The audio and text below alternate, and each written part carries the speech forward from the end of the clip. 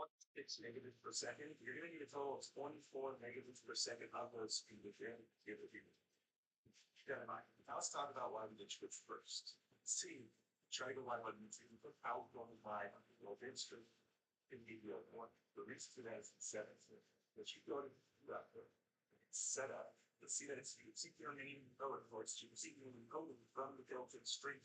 Basically, the built-in stream is taking this stream and then just sending it to other places. So if this stream is not running, it won't work. The truth code that does that for the signature only has to run in the stream once and then just sends it to multiple places. It's not rendering a different stream to Twitch and a different stream to YouTube. It's just the processing power requirements.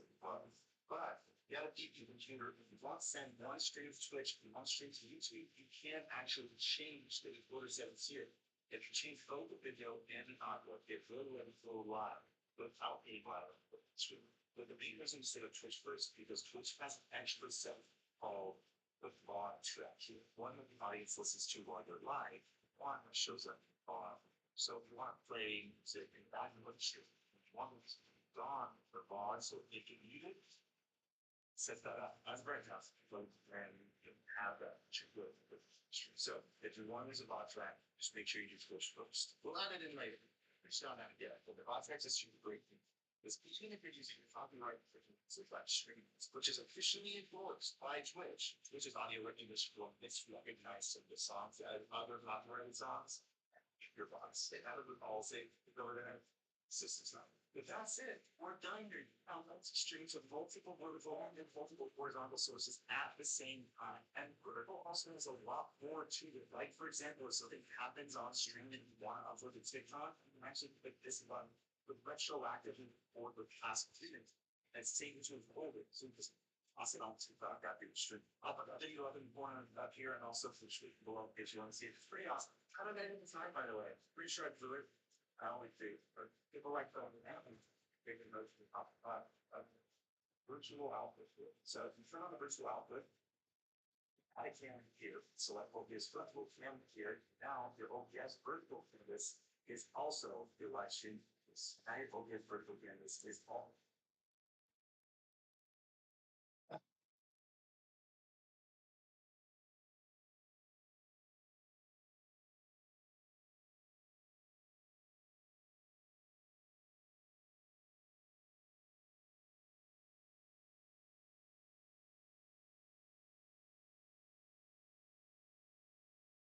Так, подумав, ну бачиш, що є свій група. Хуй ці група має.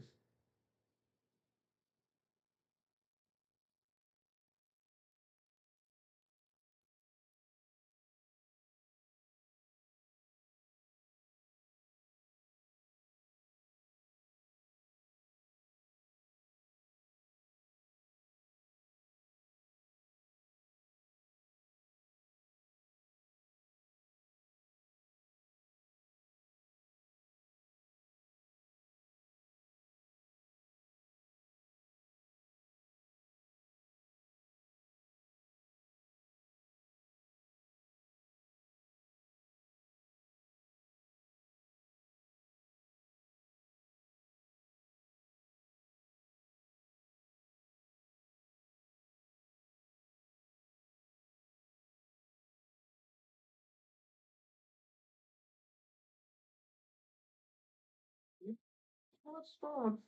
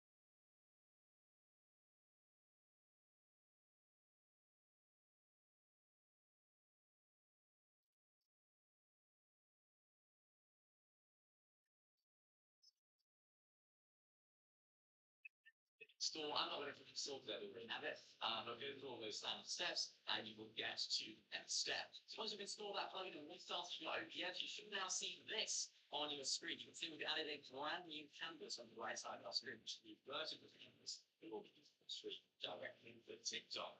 Now, if you don't see this, you might have an issue with your dots. So go to the dots on the top left. Make sure to click on vertical scene, vertical sorting, vertical straight TikTok. You don't need all these, but that's how you get what I have here. I don't usually like to have scene transitions or even vertical scenes. So you don't have the vertical filter, absolutely fine. Now, to get to the next step, of course, you need to mirror what's on your screen. Then onto your vertical source here. So I was got some values just for finding things. Yeah. So you have an example of what you do.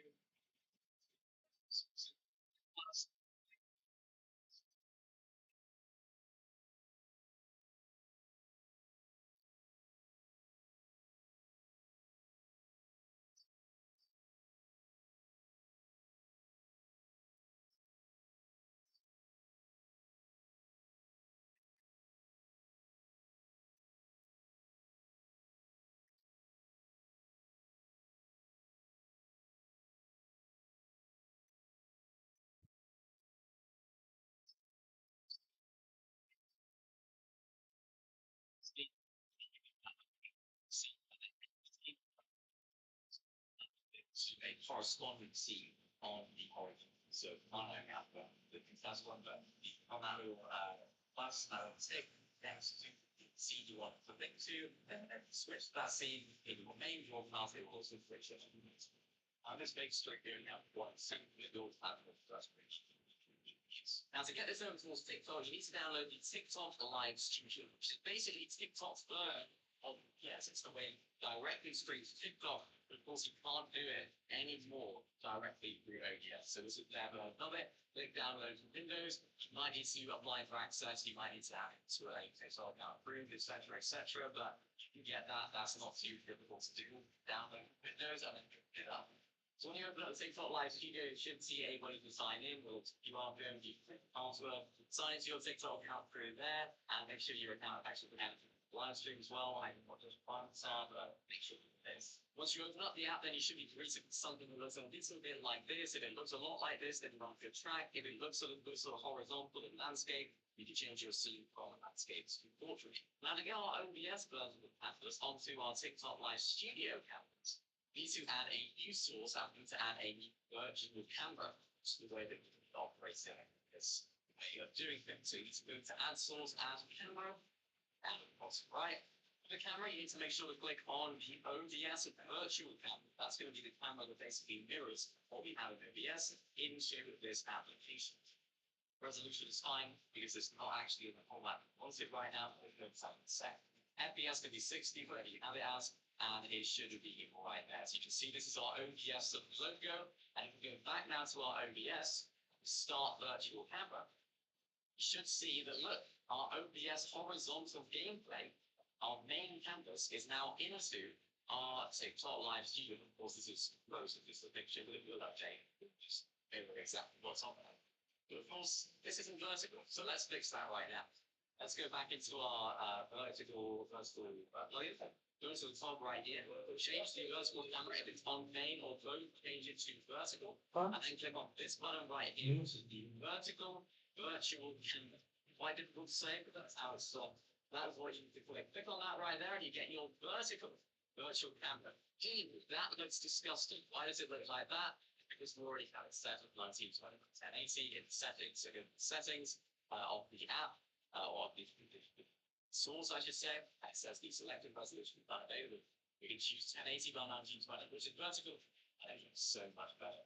Right click, then you can do full screen, fixed screen, there you go, and it looks so much better. So now, once you have your vertical camera running and your live streaming, you now have a mirrored option of vertical to the OBS, to the TikTok Live Studio, which will be exactly the same as your OBS. So everything you do in OBS will now be mirrored into this app. One thing to note is that you have to start your main stream before starting the vertical camera or virtual camera, vertical scene. So keep that in mind, start your thing horizontal, and then start the virtual camera. The only other thing you need to really keep in mind as well is your audio set. The audio mixer, the way that you operate the audio, make sure to have that set with microphone and your gameplay. If you have the XLR, broadcast stream mix, really easy to use. That's why I've got down here, so you can see broadcast stream mix is my mic. Should get your audio set up correctly. And you can just go live. And that's how you get your main stream from OBS into TikTok Live Studio, TikTok Live Studio.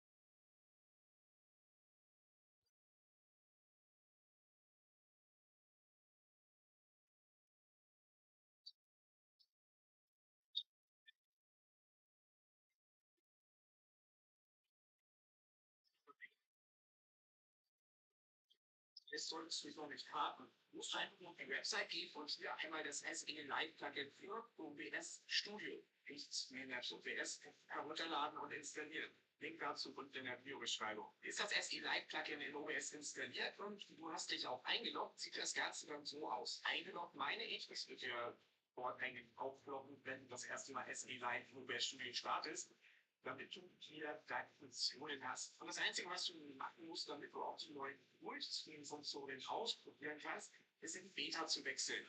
Dafür gehst du hier einfach auf SE Lite Versions und klickst dann auf Beta. Kurzer Disclaimer, das funktioniert aktuell mit der Portable. Es dreht sich eigentlich nur um das SE Lite Plugin. Das gibt es ja schon länger und abgeklärte Zusatzfunktion. Das heißt, solltest du es noch nicht haben, musst du einfach auf die Website gehen und hier einmal das SE Live Plugin für OBS Studio, nicht Screenapps OBS, herunterladen und installieren. Link dazu wird in der Videobeschreibung. Ist das SE Live Plugin in OBS installiert und du hast dich auch eingeloggt, sieht das Ganze dann so aus. Eingeloggt meine ich, das wird ja dort eigentlich aufploppen, wenn du das erste Mal SE Live in OBS Studio startest, damit du hier deine Funktionen hast. Und das Einzige, was du machen musst, damit du auch die neuen Multistream-Funktionen ausprobieren kannst, ist in Beta zu wechseln. Dafür gehst du hier einfach auf SE Lite Versions und klickst dann auf Beta. Kurzer Disclaimer, das funktioniert aktuell nicht mit der Portable-Version. Das heißt, wenn du das Studio Portable installiert hast, SE Live in Portable-Version, dann wird das installierte Beta nicht so wirklich funktionieren. Nur als kleine Info. Hast du eine globale OBS-Installation direkt vor Beta geht, dann wirst du nochmal gefragt, ob du wirklich wechseln möchtest. Ja, dann läuft auch schon der Installer für die Beta durch und ich habe vollkommen gelassen. Startest du dein OBS-Studio wieder neu, dann wirst du dich wundern, dass sie auf einmal schon neue Docs mit dazu bekommen sind. Denn wenn man einmal schaut unter Stream Elements und dann SE Line Docs, haben wir jetzt zusätzlich den Multi-Chat, wir haben einen TikTok-Chat und wir haben Stream Elements Multi-Streaming. Die schauen wir uns gleich mal alle nach